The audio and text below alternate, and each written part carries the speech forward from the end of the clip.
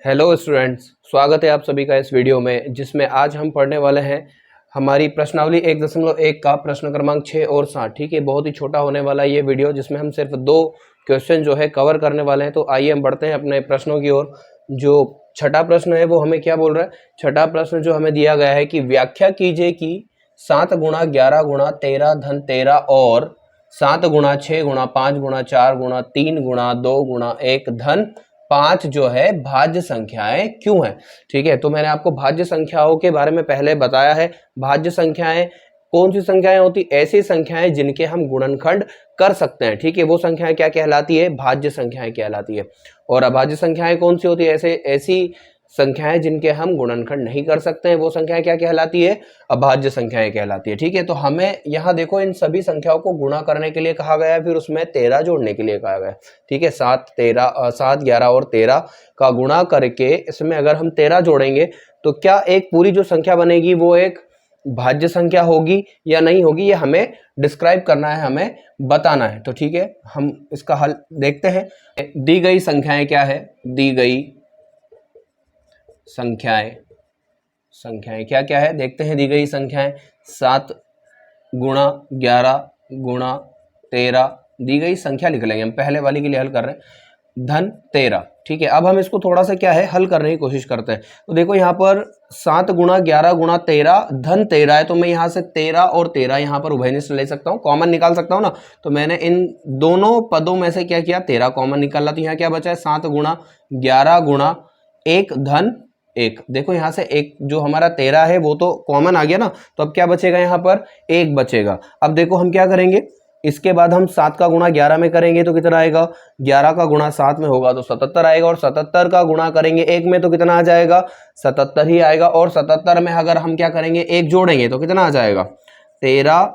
अब ये कोष्टक हटेगा, देखो 77 में 1 जोड़ेंगे तो कितना आ जाएगा? 78 आ जाएगा ना। तो गुणा क्या हो जाएगा? 78। तो हमें जो संख्या दी गई है उसमें हम 2 गुणनखंड कर सकते हैं। ठीक है, यानी कि 7 गुणा 11 गुणा 13 धन 13 जो भी संख्या है उसको हम क्या करेंगे? अगर हम हल करेंगे और हल करने के बाद वो संख्या जो है अगर किसी दूसरे नंबर से विभाजित होगी तो क्या होगी? वो संख्या भाज्य संख्या होगी। और इसके साथ साथ अगर उसके हम गुणनखंड कर लेंगे तब भी वो संख्या क्या कहलाएगी? भाज्य संख्या कहलाएगी। ठीक है, तो देखो हमने उस संख्या के गुणनखंड कर लिए 13 गुणा 78 के रूप में, तो हम क्या लिखेंगे? चूंकि हम दी गई संख्या के गुणनखंड कर सकते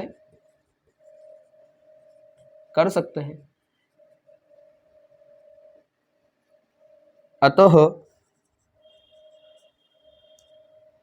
संख्या 7 गुणा 11 गुणा 13 धन 13 एक भाज्य संख्या है। ठीक है, ये जो है हमारे पास जो प्रश्न क्रमांक 6 था उसमें पहली संख्या जो दी थी उसके लिए हमने आंसर लिख लिया। ठीक है, अब नेक्स्ट जो है हमें जो क्वेश्चन में ही दिया गया है, क्या दिया गया है? दी गई संख्या हमें क्या है? दूसरी वाली 7 गुणा दी गई संख्या जो होगी वो क्या होगी? 7 गुणा 6 गुणा 5 गुणा 4 गुणा 3 गुणा 2 गुणा 1 धन 5। अब यहां पर देखना है, यहां पर भी हमारे पास सेम जो है 5, ये पूरा एक पद है यहां से लेकर यहां तक। ठीक है, इसको गुणा करने पर, इन सभी संख्या को गुणा करने पर हमें एक संख्या मिलेगी, और अब बाद में क्या करेंगे? हम इसमें 5 जोड़ेंगे। तो देखो यहां पर इन दोनों पदों में हमारे पास 5 जो है वो कॉमन है, 5 दोनों में है ना, 5 दोनों में उभयनिष्ठ है, तो हम क्या करेंगे? 5 को उभयनिष्ठ या कॉमन निकाल लेंगे। तो यहाँ अंदर क्या बचेगा? 7 गुणा 6 गुणा, अब यहाँ पर 5 निकल गया ना बाहर, तो बचेगा क्या? 1। तो 1 का गुणा 4 में करेंगे 4 ही आ जाएगा, गुणा 3 गुणा 2, और 2 का गुणा 1 में करेंगे 2 आ जाएगा, धन 5। अब देखो यहाँ पर क्या होगा? सॉरी, धन 5 की जगह भी क्या बचेगा? 1 बचेगा। ठीक है, अब 7 का गुणा 6 में करेंगे, और 6 का गुणा 4 में, फिर 3 में, और फिर 2 में, और उसके बाद जो भी संख्या इन सब का गुणा करने के बाद आ रही है उसको क्या करेंगे? हम 1 से जोड़ देंगे। तो देखते हैं हम 3 का गुणा 2 में करेंगे 6 आ जाएगा, 6 का गुणा 4 में करेंगे 24 आ जाएगा। ठीक है, तो 5, 7 का गुणा 6 में करेंगे 42 गुणा, देखो यहां तक 7 का गुणा 6 में किया तो क्या आ गया? 42, और 4 का गुणा 3 में करेंगे 12, 12 का गुणा 2 में करेंगे 24, तो ये आ गया 24, धन क्या आएगा? 1। अब हम क्या करेंगे? 24 और 42 का गुणा करेंगे। तो देखते हैं 42 और 24 का गुणा करने पर क्या आता है। 4 दूनी 8, 4 चौक 16, 2 दूनी 4 और 4 दूनी 8।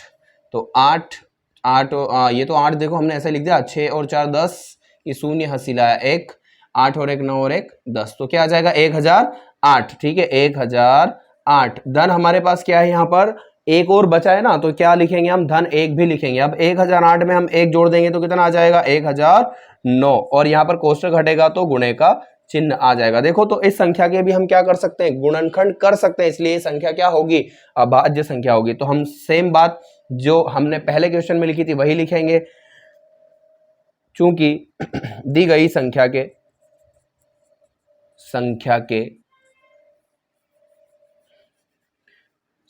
के गुणनखंड किए जा सकते हैं, अतः संख्या 7 गुणा 6 गुणा 5 गुणा 4 गुणा 3 गुणा 2 गुणा 1 धन 5 क्या है, भाज्य संख्या है, भाज्य संख्या है। ठीक है, ये आंसर आ गया। बढ़ते हैं अब हम अगले हमारे प्रश्न की ओर, जो क्या क्या कह रहा है देखते हैं। प्रश्न क्रमांक 7 है ये। तो किसी खेल के मैदान के चारों ओर एक वृत्ताकार पथ बना है। तो हमारे पास एक खेल का मैदान है, ठीक है, ये खेल का मैदान है जो कैसा है, वृत्ताकार, ठीक है, और इसी खेल के मैदान के चारों ओर एक रास्ता बना हुआ है। ठीक है, जैसे कुछ आपने गार्डन वगैरह देखे होंगे जिसमें क्या होता है कि जो दौड़ने वाले लोग होते हैं वो क्या करते हैं, दौड़ते हैं या जॉगिंग करते हैं। ठीक है, तो इसी प्रकार से एक गार्डन है, ये हमारा गार्डन है। तो इस गार्डन के अंदर क्या है, इस गार्डन के चारों तरफ हमारे पास एक रास्ता है। ठीक है, और अब हमें क्या बोला गया है, देखो इस मैदान का एक चक्कर लगाने में सोनिया को 18 मिनट लगते हैं। सपोज मान लो यहाँ पर जो है सोनिया खड़ी है, सोनिया यहाँ पर है, सोनिया को इस मैदान का एक चक्कर लगाने में कितना मिनट का समय लगता है। देखो सोनिया यहाँ से दौड़ना शुरू कर रही है, तो उसको जो है इस मैदान का पूरा एक चक्कर लगाने में 18 मिनट का समय लगेगा। कितने मिनट का समय लगेगा, 18 मिनट का। इसके बाद हम देखते हैं जबकि इसी मैदान का एक चक्कर लगाने में रवि को 12 मिनट का समय लगता है। अब एक लड़का और है रवि, ठीक है, रवि भी इस मैदान का एक चक्कर लगा रहा है। तो इस मैदान का एक चक्कर लगाने में रवि को 12 मिनट लग रहे हैं। ठीक है, कितने मिनट लग रहे हैं, 12 मिनट। ठीक है, रवि को इस मैदान का चक्कर लगाने में कितने समय लग रहा है, 12 मिनट लग रहे हैं। अब आगे प्रश्न हम पढ़ते हैं। मान लीजिए कि वे दोनों एक ही स्थान से समान समय पर चलना और एक ही दिशा में चलना शुरू करते हैं। ठीक है, क्या बोला गया है कि रवि और सोनिया एक ही दिशा में और एक ही समय पर चलना शुरू करते हैं। तो अब देखो सोनिया की स्पीड कम है, देखो सोनिया जो है इस ग्राउंड का चक्कर लगाने में ज्यादा समय ले रही है और रवि जो है वो कम समय ले रहा है। तो सोनिया की स्पीड कम है, रवि की ज्यादा है। तो सीधी सी बात है कि जब सोनिया और रवि दोनों एक साथ चलेंगे तो क्या होगा, सोनिया पीछे रह जाएगी।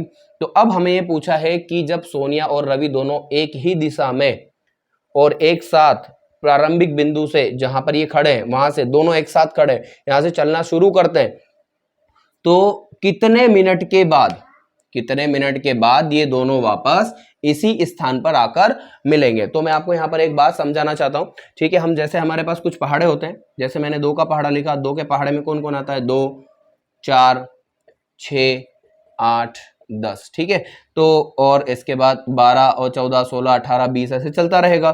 ठीक है, अब 3 के पहाड़े में कौन आता है, 3 6 9 12 14 16। ठीक है, ये आएंगे ना। अब देखो मैं ये देख रहा हूं कि यार मैंने जब 2 का पहाड़ा शुरू किया तब मुझे 2 4 6 8 10 12 मिली, ये संख्या मिली, 3 का पहाड़े में ये मिले।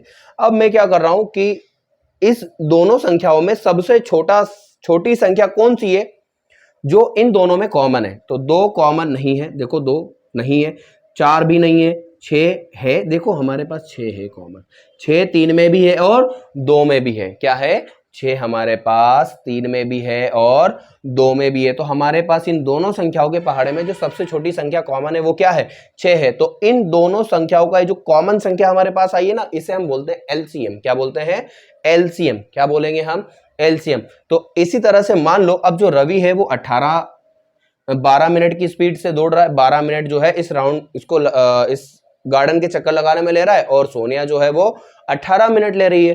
तो इसी तरह से हम देखें कि रवि जब चलना शुरू करेगा तो 12 मिनट में एक चक्कर किया, 12 मिनट के बाद अगले 12 मिनट में क्या होगा, ये दो चक्कर पूरे कर लेगा, तीसरा राउंड लगाएगा तो ये कितने मिनट में लगा लेगा, 36 मिनट में, और ऐसे आगे बढ़ता जाएगा। ऐसे ही हमारी जो सोनिया है वो 18 मिनट में एक चक्कर लगाएगी, फिर 36 मिनट में एक चक्कर लगा, दूसरा चक्कर कितने में कंप्लीट करेगी, 36 में करेगी, फिर ये 54 मिनट में तीसरा राउंड कंप्लीट करेगी। तो हमने देखा कि 12 और 18 में जो कॉमन संख्या है वो क्या है, 36 है। क्या है, 36 है। मतलब जब रवि और सोनिया दोनों एक साथ चलना शुरू करेंगे तो एक ही दिशा में चलना शुरू करेंगे, तो बाद में ये आकर दोनों कहां मिलेंगे, 36 मिनट के बाद जिस बिंदु से चलना शुरू किया था वहां आकर मिलेंगे। ठीक है, तो आई होप कि आपको जो कॉन्सेप्ट है इस सवाल में वो समझ में आ गया है। ठीक है, हम क्या निकालने वाले हैं, एलसीएम निकालने वाले हैं। क्या निकालने वाले हैं, एलसीएम। तो आप इस डायग्राम को भी बना ले साथ में।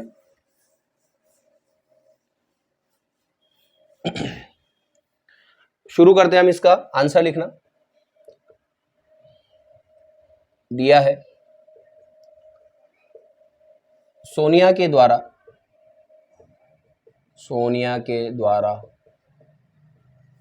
तथा रवि के द्वारा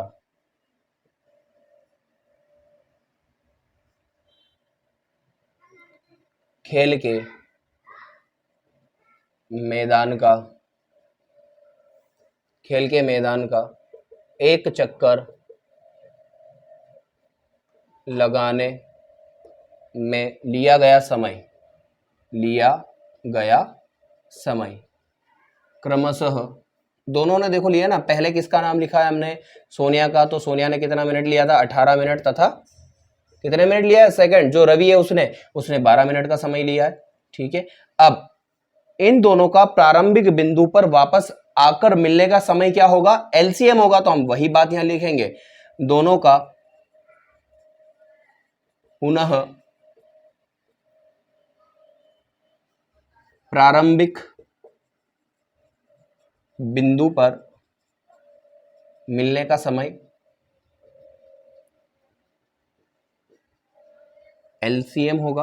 क्या होगा, एलसीएम होगा। किनका, इन दोनों के द्वारा जो है समय लिया गया है उनका। तो देखो 12 और यहां पर हम क्या करेंगे, 12 और 18 का एलसीएम निकालेंगे। तो 12 और 18 का एलसीएम क्या आएगा बेटा, देखो हम दो तरीके से निकाल सकते हैं, जो हमने इस पार्ट में सीखा है उससे भी निकाल सकते हैं, और जो हम अभाज्य गुणनखंड विधि से हल करते हैं उससे भी निकाल सकते हैं। तो 12 के जो अभाज्य गुणनखंड आएंगे वो क्या आएंगे, देखो 2 गुणा 3, और 18 के 2 गुणा 3 गुणा 3, तो देखो 2 तिया 6 और 6 तिया 18 आ जाएगा ना। अब यहाँ पर ये देखो 2 की घात 2 गुणा 3 होगा, और ये 2 गुणा 3 की घात 2 होगा। अब एलसीएम क्या होता है बेटा, एलसीएम क्या होता है, एलसीएम वो संख्या होती है अभाज्य गुणनखंडों में जो संबद्ध संख्या है, हर एक संख्या में सबसे बड़ी घात। तो किसका हमें एलसीएम निकालना है, 12 और 18 का। तो देखते हैं यहाँ पर 2 और 2 में 2 की घात 2 सबसे बड़ी घात है, तो 2 की घात 2 ले लेंगे, गुणा 3 और 3 में, इस 3 और 3 की घात 2 में बड़ी घात कौन सी है, 3 की घात 2 है, तो क्या हो जाएगा, 3 की घात 2 गुणा 2 की घात 2 क्या हो जाएगा, एलसीएम हो जाएगा। ये आ जाएगा 4 और ये आ जाएगा 9 बराबर 36। तो एलसीएम आ गया 36। तो इन दोनों के द्वारा जो समय लिया जाएगा वो कितना आ जाएगा, 36 मिनट आ जाएगा। अतः दोनों पुनः 36 मिनट के बाद प्रारंभिक बिंदु पर मिलेंगे। कहां पर मिलेंगे, प्रारंभिक बिंदु पर। हमें सवाल को हमारी बुक में भी पढ़ना है अगर आपके पास बुक है तो, नहीं तो जो मैंने आपको स्टार्टिंग में बताया था सवाल, जो प्रश्न बताया था उस तरह से आपको इसको देखकर समझना है, पढ़ना है, उसके बाद आपको हल करना शुरू करना है। ठीक है, आप इसको नोट करें। और हमारी ये प्रश्नावली 1.1 आज खत्म हो चुकी है।